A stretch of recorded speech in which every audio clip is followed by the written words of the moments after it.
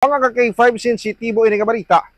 Napsag nga isa ka lalaki nasa po na lang patay sa basurahan.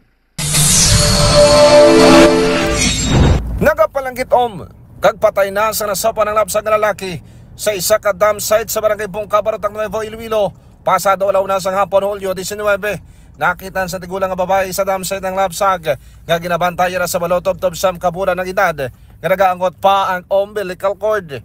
Posible isang aga lang ginbunag ang lapsag kag may ginsugo sa magabandonar. Suna sa polis, kakahuyan ng lugar kung saan nasapwan ng lapsag. Isa kagatos, tob 150 metros ang antad sa mga pamalay, kag 3.8 kilometers naman ang distansya sa town proper.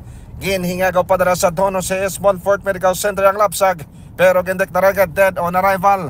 Sa investigasyon sa Kabarisan, may ginasuspetsahan na sila nga duwa ka mga barangay nga nag-ula sa basura sa nasamit nga adlaw nga posible ginhabuyan sang lapsag. Dugang pa, ang local government unit naman ang magapalubong sa lapsag.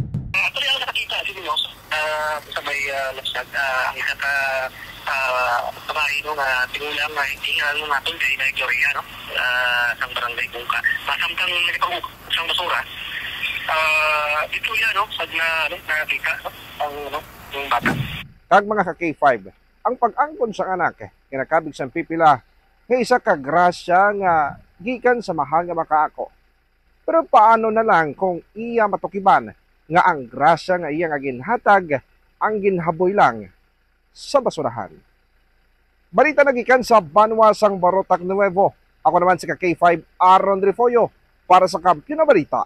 Serbisyo Publiko kag Karingawan, Iloilo, number 1 na kita, K5 News of M. Balita ang ginadulong sa inyo sang DTX Coffee Mix. Himo sa natural nga sangka pareho sang amarkuso, chia seeds, desugared sugared cane extract powder. DTX Coffee Mix. Nakakapi ka na, naka-detox ka pa. DTX Coffee Mix. Mabakal sa mga butika.